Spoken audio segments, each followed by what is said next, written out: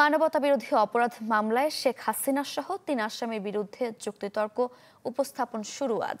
প্রথম দিন যুক্তি উপস্থাপন করবে প্রসিকিউশন। এরপর শেখ হাসিনা ও আসাদুজ্জামান খান কামালের পক্ষে যুক্তি তুলে ধরবে রাষ্ট্রনিযুক্ত আইনজীবী। শেষ পর্যায়ে প্রসিকিউশন যুক্তি খণ্ডন করবে।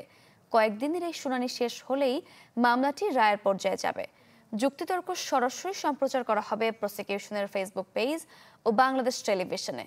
গেল বুধবার মামলার শেষ সাক্ষী তদন্ত কর্মকর্তা মোহাম্মদ আলমগীরের জেরা সম্পন্ন হয়। পরে রোববার যুক্তিতর্ক উপস্থাপনের দিন ঠিক করেন বিচারপতি গোলাম মর্তুজা মজুমদারের নেতৃত্বাধীন ট্রাইব্যুনাল ১।